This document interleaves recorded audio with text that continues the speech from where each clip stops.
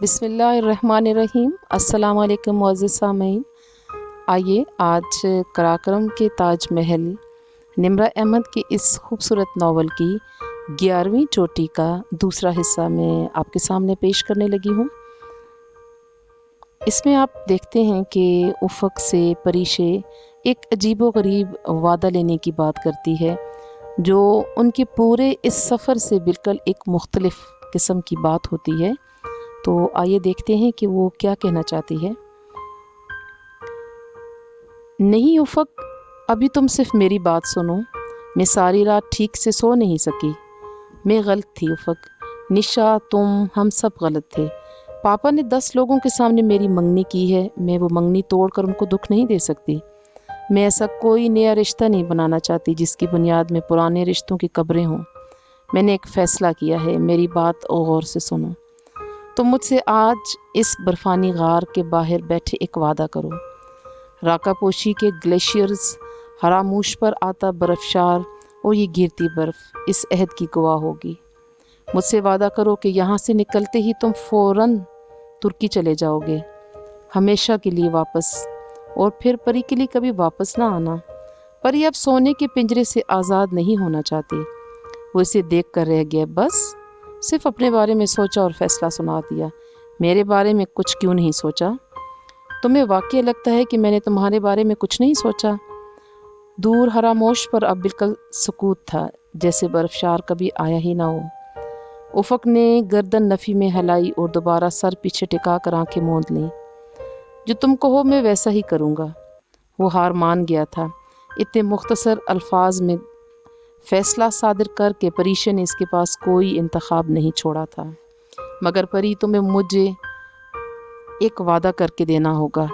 وہ پھر کتنی ہی دیر چپ رہا اور کچھ نہ بولا۔ اس میں مزید بولنے کی سکت نہیں تھی۔ برف کے تینوں ٹکڑوں نے ابھی تک ایک دوسرے کو تھاما ہوا تھا۔ پھر پریشے نے ان کے درمیان پھنسا وہ سرخ کپڑا نکالا، ترکی کا جھنڈا، جیسے کئی دن تک وہ مفلر سمجھتی رہی تھی۔ اس نے سرخ مفلر جھاڑا، برف کی کلمیں نیچے گریں۔ وہ بے حد گیلا تھا، ان دونوں کے کپڑوں اور جرابوں کی طرح گیلا۔ پھر اس نے غار کے دہانے قریب برف چند انچ گہری کھودی، سرخ مفلر اندر دبایا اور اوپر برف ڈالنے لگی۔ چند لمحوں بعد کپڑا برف کی تہوں تلے چھپ گیا۔ بس اب یہ ہمیشہ ادھر ہی رہے گا۔ غار کے دہانے پر برف برابر کرتے ہوئے بہت پیار سے بولی، جیسے کوئی بے حد قیمتی شے محفوظ کرنے کے لیے کوئی دفن کرتا ہے۔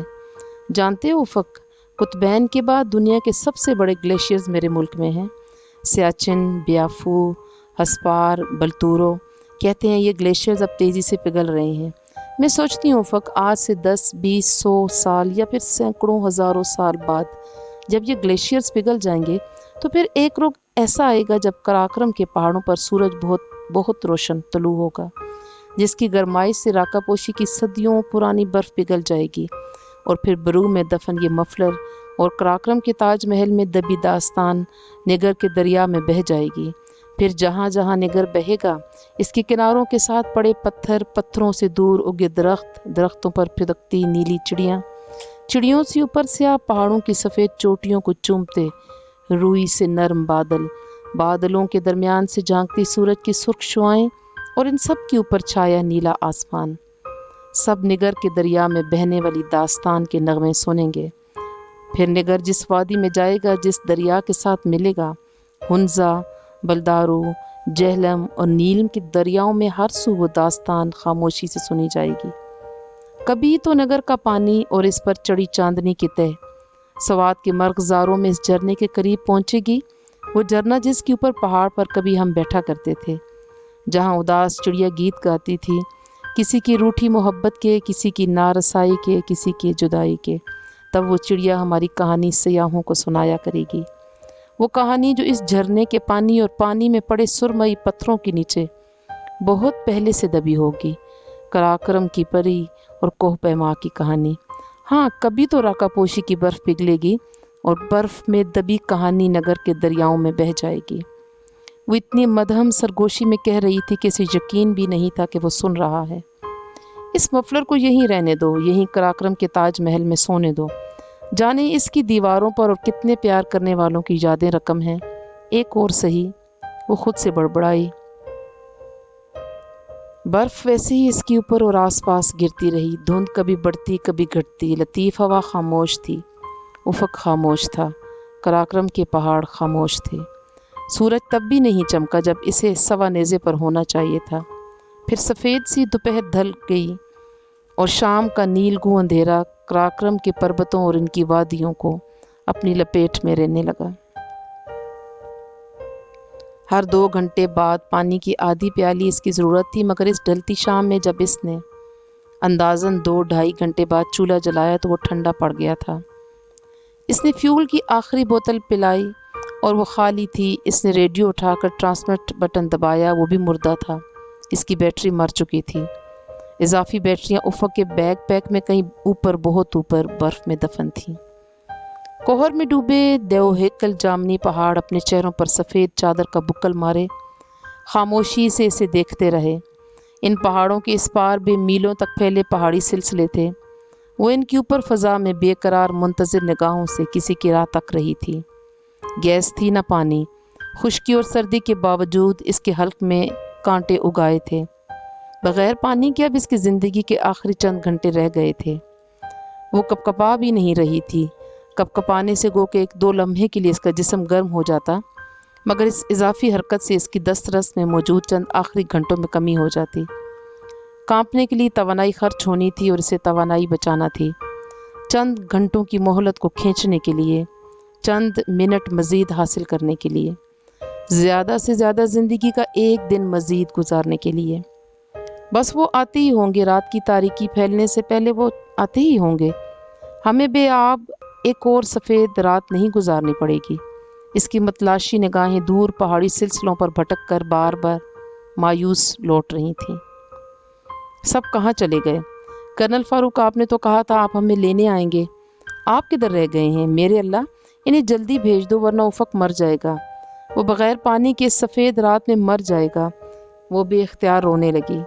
बर्फ़बारी फिर से तेज़ हो गई, यूं जैसे वो कभी ख़त्म नहीं होगी। परीशे ने उम्मीद का टिमटमाता दिया। नम आँखों में सजाए धुंध में लिपटे आसमान पर दूर तक निगाह डाली। इसकी पलकें भीगती चली गईं। कोई है? इसने ज़ोर से चिल्ला कर कहा। कोई है जो हमारी मदद करे, हमें इस बर्फीले सहरा से निकाले। खुदा के लिए कोई तो आए, वरना उफ़क़ मर जाएगा। इसकी आवाज़ पहाड़ों में गूंजती उनसे टकरा कर वापस आ गई। मत करो, वो आते ही होंगे। बंद आँखों से बड़बड़ाया। परीशे ने नफ़ी में सर हिलाया और निढाल सी होकर पीछे बर्फ़ से टेक लगा ली और एक आखिरी बार दुआ की, कोई आ जाए। मगर राकापोशी पर तो दुआएं भी कबूल नहीं होती थीं। वो कभी नहीं आएंगे उफ़क़, कभी नहीं। हमने जाने कितने दिन इनका इंतज़ार किया, मगर वो नहीं आए। वो अब नहीं आएंगे। यहाँ से हमें निकालने कोई नहीं आएगा। हमें इधर ही मरना है, आहिस्ता आहिस्ता, धीरे धीरे।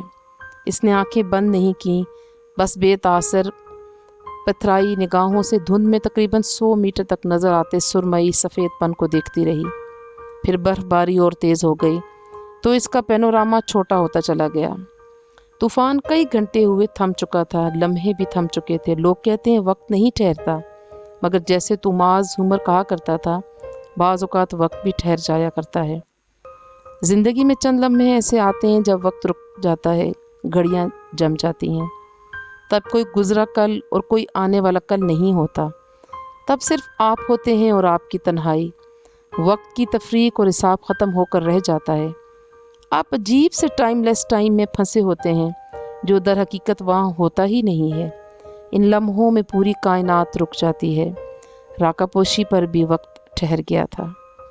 वो सोचने समझने की सलाहियत मफकूद हो चुकी थी। वो सोच पा रही थी, न वो वक्त का हिसाब रख पा रही थी। कितने बजे थे, रात का कौन सा पहर था, इसकी यादाश्त ने काम करना तर्क कर दिया था। हाँ, बस इसे नींद आ रही थी। वो गहरी मीठी नींद सोना चाहती थी, मगर इसे अपने लबों की कैद से आज़ाद होते अल्फाज फ़ज़ा में तहलील होते दिखाई दे रहे थे। सोना नहीं उफ़क़, सोना नहीं। अगर हम सो गए तो फिर कभी नहीं जागेंगे।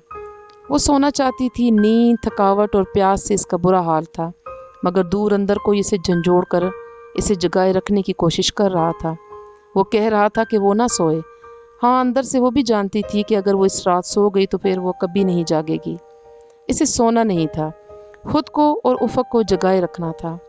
وہی الفاظ بار بار کسی غیر ارادی عمل کے طور پر دہراتی رہی۔ جانے کب اس دنیا سے، سردی، برف اور دھند کی اس دنیا سے دور چلی گئی، جہاں کوئی درد، کوئی تکلیف، کوئی خیال، کوئی ذہنی کشمکش، کوئی زمان اور مکان کی تفریق نہ تھی۔ وہ دنیا زمان و مکان کی قید سے آزاد تھی۔ وہاں مکمل خاموشی اور سکون تھا۔ وہ سو گئی تھی۔ پیر 22 اگست سن 2005۔ اس کے ذہن میں اندھیرا تھا۔ سماعتوں میں کوئی آواز مسلسل سنائی دے رہی تھی، مگر نگاہوں کے سامنے گہری تاریکی چھائی ہوئی تھی۔ کمر کے پیچھے برف کی دیوار وہ محسوس کر سکتی تھی۔ پھر اس کی آنکھوں سے تاریکی چھٹنے لگی اور گہرا نیلاہٹ بھرا اندھیرا ان میں بھرنے لگا۔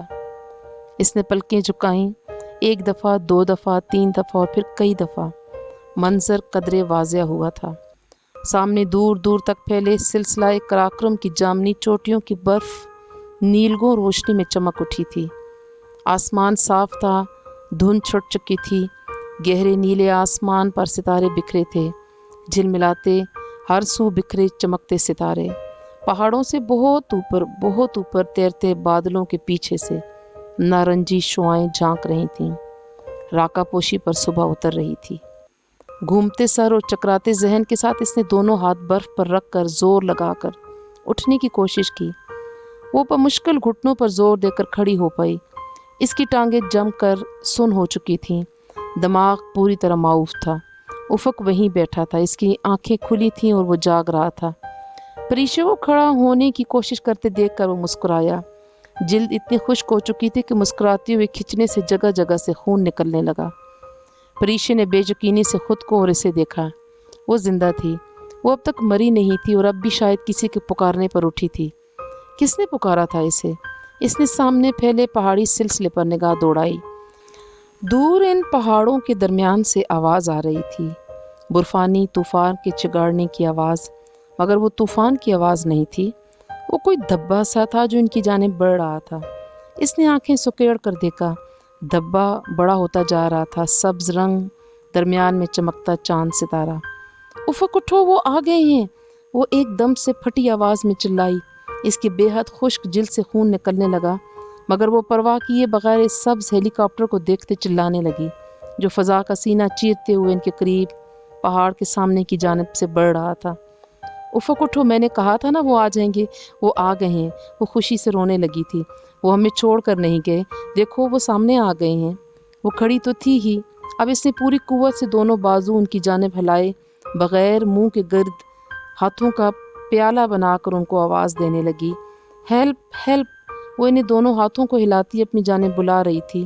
سبز ہیلی کاپٹر کی ایک جھلک نے اس میں جیسے نئی روح پھونکتی تھی۔ ہیلی کاپٹر بہت چھوٹا سا تھا۔ اس میں 2 سرمئی یونیفارم میں ملبوس پائلٹ بیٹھے تھے۔ ایک کے چہرے پر گلاسز تھے اور قدرے درمیانی عمر کے دکھائی دیتے تھے۔ وہ ہیلی کاپٹر اڑا رہے تھے۔ وہ جان گئی کہ وہ کرنل فاروق تھے۔ ان کا معاون پائلٹ نوجوان تھا اور اس کے چہرے پر گلاسز نہیں تھے۔ اس نے پریشے کو ہاتھ سے اپنی جانب آنے کا اشارہ کیا۔ چلو افق اٹھو۔ نکاحت کے باوجود اس نے افق کو کندھے سے پکڑ کر اٹھانا چاہا۔ تم جاؤ ان کے قریب، بدقت تمام وہ بولا۔ اس کی سمجھ میں نہیں آیا کہ وہ کیا کرے۔ وہ افق کو چلنے کا کہہ رہی تھی اور وہ اسے آگے بھیج رہا تھا۔ دوسری جانب وہ پائلٹ مسلسل اسے اپنی جانب آنے کا اشارہ کر رہا تھا۔ جاؤ نا۔ افق نے بیٹھے بیٹھے اس کا ہاتھ پکڑ کر اسے آگے دھکیلا۔ پریشے نے اپنی حفاظتی رسی کھولی، پھر افق کی کھولنی چاہی، وہ کھول کے نہیں دے رہی تھی۔ اس کے ہاتھ کپ کپا رہے تھے۔ اس نے چاقو نکال کر رسی کاٹنے کی کوشش کی۔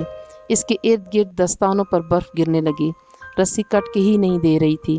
اس نے گردن موڑ کر بے چینی سے ہیلی کاپٹر کو دیکھا۔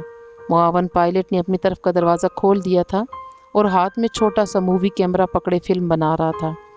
لرزتے ہاتھ، منجمد ہاتھوں سے اس نے رسی کاٹی اور آزاد ہو کر ہیلی کاپٹر کے قریب جانے لگی۔ وہ جگہ کسی چھت کی منڈیر کی طرح تھی، برف کا پل سرات۔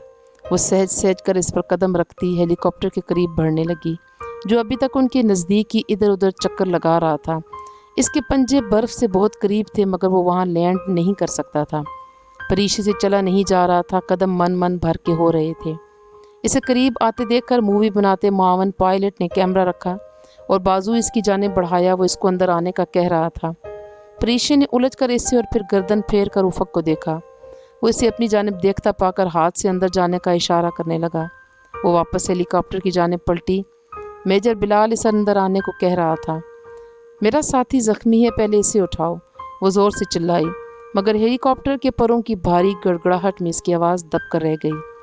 मेजर बिलाल ने इसे समझने वाले अंदाज में सर हिलाया और इसे दोबारा अंदर आने को कहा। वो एक पल को हिचकिचाई, फिर इसका बड़ा हुआ हाथ और बाजू थाम लिया। दूसरे ही पल वो हेलीकॉप्टर के अंदर थी। ओ सर, हम गए, बस हम गए, कलमा पढ़ लें सर, हंसकर कहते हुए मेजर बिलाल ने दरवाज़ा बंद किया। मेरा साथी ज़ख्मी है, इसे सहारा देकर उठाना पड़ेगा, वो चल नहीं सकता। हेलीकॉप्टर के अंदर इतना शोर था कि वो चीख कर बोली। मेजर बिलाल ने गर्दन मोड़ कर इसे देखा और फिर हेडफोन इसकी जानिब बढ़ाया। आर यू ओके मैम, इसे पहन लें। इसने हेडफोन थामा मगर पहना नहीं, बस वो फटी फटी निगाहों से शीशे के इस पार बर्फ़ पर बैठे उफक को देखती रही, जिसने सर फिर बर्फीली दीवार से टिका कर आंखें मूंद ली थीं। तब दफ़्फ़तन इसे एहसास हुआ कि उफक दूर होता जा रहा था। हेलीकॉप्टर फ़ज़ा में ऊपर बुलंद हो रहा था। इसके अंदर जैसे अलार्म सा बजा। वो मेरा साथी, इसे भी तो उठाएं आप, मुझे कहाँ लेकर जा रहे हैं? भारी गड़गड़ाहट इसके दिमाग पर थोड़े बरसा रही थी। इसकी बेचैन निगाहें नीचे बर्फ़ पर बैठे उफक पर जमी थीं, जिसकी आंखें बंद थी और गर्दन शाने पर ढलक गई थी। वो आंखें क्यों नहीं खोल रहा? वो गर्दन सीधी क्यों नहीं कर रहा? कोई इसके अंदर ख़तरे की घंटी बजा रहा था। इसे मत छोड़ कर जाएँ ऑफिसर्स, वो ज़ख्मी है, आप लोग इसे उठाते क्यों नहीं हैं? जैसे जैसे हेलीकॉप्टर फ़ज़ा में बुलंद होता जा रहा था, परों का शोर बढ़ता जा रहा था। इस शोर के दरमियान इसे आगे वाली दोनों नशिस्तों पर बैठे पायलट्स की आवाज़ें हल्की हल्की सुनाई दे रही थीं। लड़की चीख क्यों रही है? सर, आई थिंक इनको शौक है या कोई नफ्सियाती असर। और वो दूसरा लड़का, बिलाल, तुम्हारा ख्याल है वो वहाँ है? नहीं सर, आई थिंक वो मर चुका है। अच्छा, मगर बॉडी तो रिकवर करनी पड़ेगी। तुर्क गवर्नमेंट को। शोर बुलंद हो रहा था, इसके कानों के पर्दे फट रहे थे, इसका दिमाग चकरा रहा था। इसने दोनों हाथ कानों पर रख लिए। वो क्या कह रहे थे वो सुनना नहीं चाहती थी। इसकी नज़रें दूर होते उफक पर थीं। वो चीख चीख कर इसे कहना चाहती थी कि वो आंखें खोले। वो इसे झंझोड़ना चाहती थी, इसे घसीट कर अपने साथ हेलीकॉप्टर पर लाना चाहती थी, मगर वो दोनों कानों के पर्दे फाड़ता शोर इसका जहन तारीकी में डूब रहा था। इसने खुद को ज़ोर ज़ोर से चिल्लाते सुना, वो ज़िंदा है, खुदा के लिए इसे बचाओ, वो ज़िंदा है, वो मरा नहीं है, इसे पुकारो, वो आंखें खोल देगा। मेजर बिलाल ने शायद मुड़कर इसकी जानिब तरहम भरी नज़रों से देखा भी और हेडफोन की तरफ इशारा करके कुछ कहा भी, जो इसकी गोद में धरा था, मगर इसे कुछ सुनाई नहीं दे रहा था। इसकी आंखों के आगे गहरा अंधेरा छाता गया, गहरा दबीज़ अंधेरा, स्याह धुंध। इसे आंखें खोलने की कोशिश की, पलकों की अधखुली दर्जों से नीला आसमान झांक रहा था। वो किसी चीज़ पर लेटी हुई थी और कुछ लोग इस चीज़ को हरकत देकर कहीं ले जा रहे थे। इससे आंखें नहीं खोली जा रही थीं, वो बस चीख रही थी, चिल्ला रही थी, तुमने मार दिया इसे, तुम इसे मरने के लिए छोड़ आए। वो पता नहीं किस पर चिल्ला रही थी। कोई सुई की नोक इसकी जल्द में कहीं चुभी और फिर गहरा अंधेरा और गनूदगी थी। फिर इसके कान में कोई मध्यम सरगोशी में कुछ कह रहा था। धीमी धीमी खूबसूरत आवाज़ इसकी समातों से टकरा रही थी। कोई इसके बहुत करीब था और किसी ने आहिस्तगी से इसके बालों को छुआ। गर्म सांसों की तपश इसे अपनी गर्दन पर महसूस हुई थी। इसने झटके से आंखें खोल दी। वो किसी अस्पताल का कमरा था। सफ़ेद दीवारें, सफ़ेद छत, बिस्तर की सफ़ेद चादर। इसने कोहनियों के बल उठने की कोशिश की। करीब खड़ी साड़ी में मलबूस नर्स ने झट इसके पीछे तकिया रखा। वो बैठ गई तो इसने बगौर अपने दाएं पहलू में देखा, जहाँ थोड़ी देर पहले कोई बैठा कुछ कह रहा था।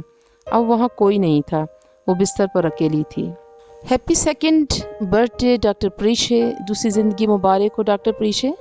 इसे चौंक कर सर उठाया। करीब ही आर्मी यूनिफॉर्म में कर्नल के रैंक के डॉक्टर ने इसकी फ़ाइल पर निगाहें दौड़ाते हुए इसे मुबारकबाद दी। Thank you sir. इसको अपना गला बैठा हुआ महसूस हुआ। इसे ज़ुकाम भी था। कैसी हैं आप लिटिल ब्रेव गर्ल? बिल्कुल ठीक। वो ख़ुद को बहुत बेहतर महसूस कर रही थी। इसके जिस्म के किसी हिस्से में दर्द नहीं था। इसने एक नज़र खुद पर डाली। इसने हल्के से सफ़ेद कपड़े पहन रखे थे, जिनकी आधी आस्तीनों से इसके दूध या बाजू बाहर निकल रहे थे। गर्म मोटे कपड़ों से इसे बिल्कुल निजात मिल गई थी। जिल्द भी खासी नरम थी। मुझे क्या हुआ था? कुछ भी नहीं, सिर्फ नफ्सियाती झटका था, जो ज़ाहिर है किसी साथी के मर जाने पर महसूस होता है।